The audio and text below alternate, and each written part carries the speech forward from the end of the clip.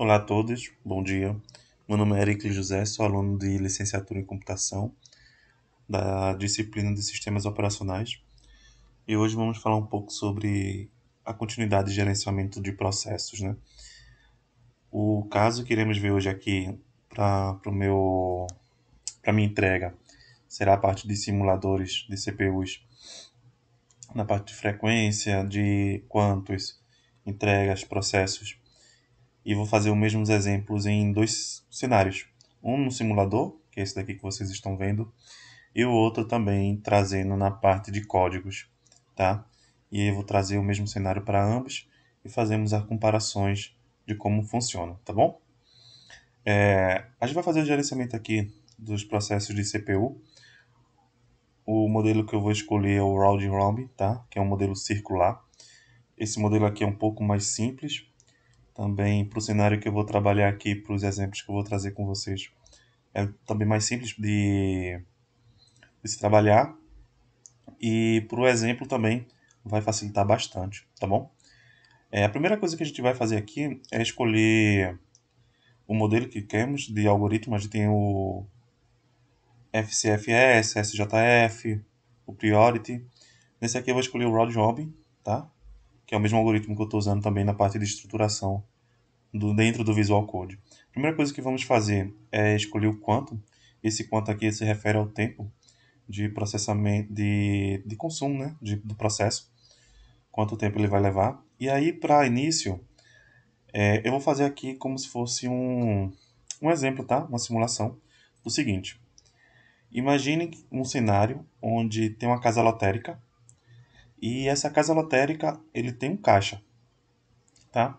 Tem um atendente lá dentro dessa caixa lotérica e essa caixa lotérica, essa casa lotérica vai dizer o seguinte: olha, você do caixa, só vai pagar 4 contas por cada cliente. No caso aqui, os clientes serão nossos processos, tá? Se caso um cliente vier com 5 contas, 6 contas, você vai colocar esse cliente para o final da fila. Porque o Round Robin ele é o modelo circular, né? Então, se caso o processo vier com tempos a mais do que a gente programou dentro da CPU, ele vai jogar para o final da fila e aí vai fazer a parte de circular mesmo o que está difícil dos primeiros a chegarem serão atendidos, né? Então, o Round Robin vai fazer isso.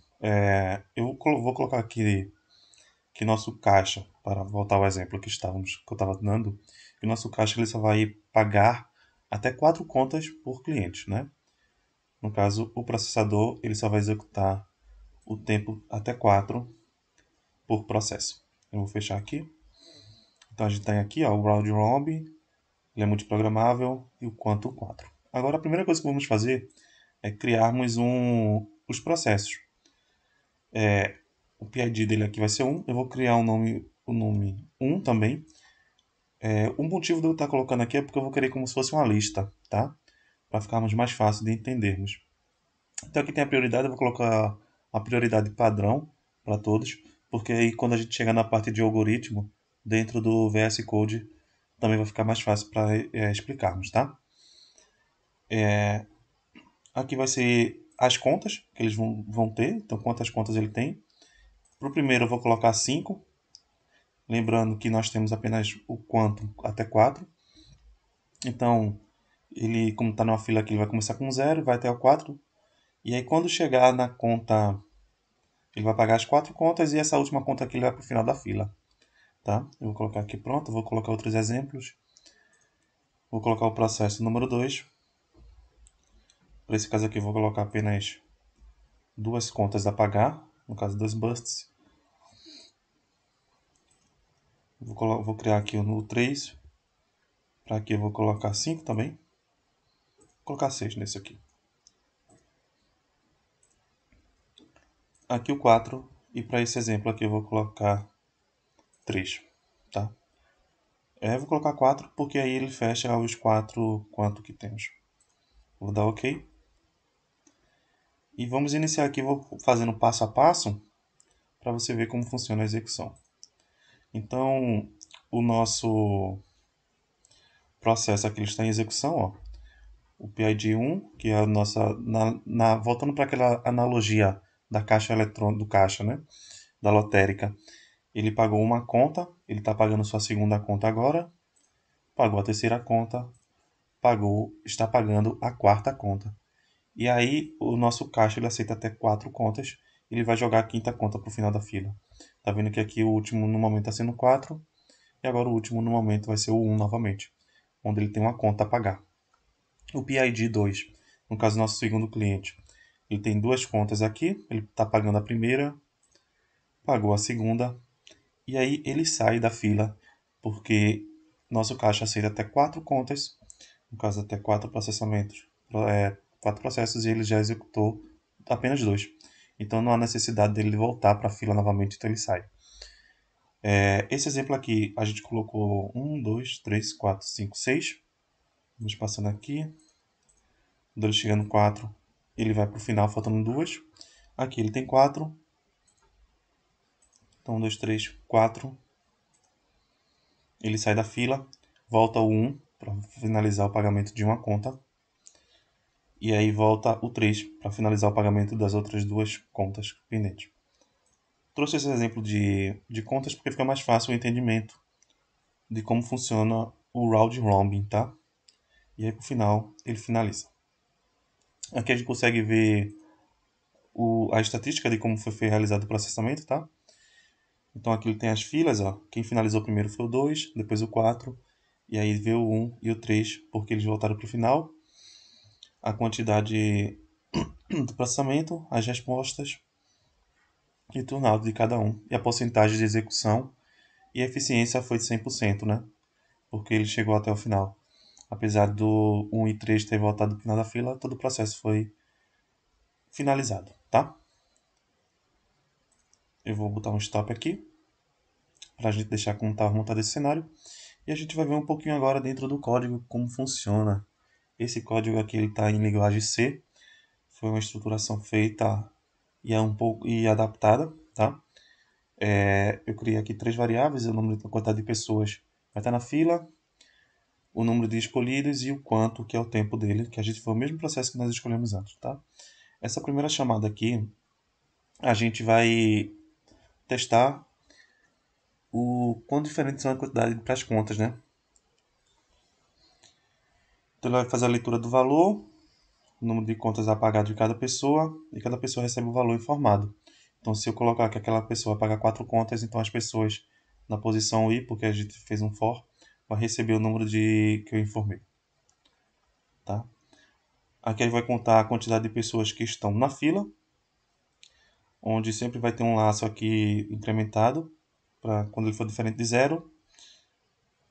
Ele vai pegar as primeiras pessoas, vai tirar da posição, e aí vai acontecer o if e o else, para ver se ela vai sair da fila ou vai continuar para o final, né? Se caso o contador for zero, ele vai pegar, vai ver que não tem mais contas a pagar e vai sair. Caso não, ele vai para o final da fila. E aqui está o main, que eu vou chamando quantidade de número de contas a pagar do caixa, que vai ser nosso quantum, o número de pessoas que vai estar na fila, e aí eu chamo as contas, né? Vou chamando depois a fila para fazer o escalonamento para ver se ele vai continuar ou sair.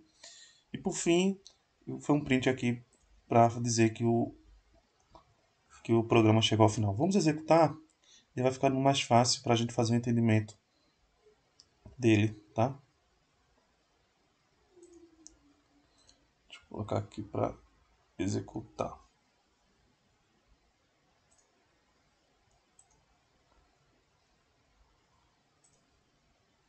Pronto, tá aqui. Às vezes a gente dá um número máximo de contas a pagar, então a gente vai colocar aqui o quanto, que foi aquela primeira etapa. A gente vai definir ao caixa quantas contas ele pode receber. Vou colocar o mesmo exemplo que a gente colocou lá, que foi 4. O número de pessoas que tem na fila. Então, quantos processos nós temos aqui? Nós temos 4 também. Perdão, nós temos 4 processos. E aqui a gente vai colocar 4, né? Por isso que eu queria colocar o numerais lá, para ficar em fila, porque fica mais fácil também de compreensão quando a gente chega para cá. Pronto. E aí a gente começa a colocar aqui quantas contas a pessoa vai pagar. Digita o número de contas a pagar da pessoa 1. No caso aqui, nós colocamos 1, 2, 3, 4, 5. extrapolando o limite de pagamento, né? O número de contas da pessoa 2, que também vai ser aqui 2. Eu estou sempre fazendo essa comparação para a gente juntar, né, o simulador com, com o algoritmo em si de estruturação, tá? Aqui foram 6 que nós colocamos no cliente 3 e no 4 foram 4. E aqui começa o mesmo processo, eu vou tentar fazer aqui também passo a passo para a gente entender, ó. A pessoa 1 vai para o caixa com 5 contas, paga 4 e vai para o final da fila com a conta restante. É o que ocorre aqui. Ele vai para a fila com a conta restante, tá? Vou clicar aqui para continuar. A pessoa 2 vai para o caixa com 2 contas, paga até 4, então 2 é menor que 4, então ele vai sair da fila, que é o que está ocorrendo aqui, ó. Ele vai e sai da fila. Vou continuar aqui. A pessoa 3 vai para o caixa com 6 contas, paga até 4 e vai para o final da fila com 2 contas restantes. Então vou dar os próximos aqui, ele está pagando e ele vem para o final da fila com 2 contas restantes. E por fim, a pessoa 4 vai para o caixa com 4 contas, paga 4 e sai da fila. Então é esse daqui, vai para o 4, paga e aí encerra-se a fila e ela reinicia, né? Encerra-se as filas iniciais e aí começa novamente o escalonamento circular, onde ele volta para o PID 1 porque fica faltando uma conta lá para ser pago, ó. Ele vem para cá com uma conta, 1 é menor que 4, então ele sai da fila. Então ele vai vir para cá, ele vai sair da fila, ele não vai precisar mais voltar para trás. Se caso tivesse 9, ele iria pagar 4 na primeira, 4 na segunda, vai ficar 1, e ele iria voltar para o final da fila de novo, né? E aqui está o 3, que ele vai exibir aqui também. Então a pessoa 3 vai para o caixa com 2 contas, paga até 4, tá? E sai da fila. E aí a fila se encerra, né? Ele pagou as duas, encerra-se. Então é isso. Obrigado pela compreensão. Espero que tenham gostado e até a próxima.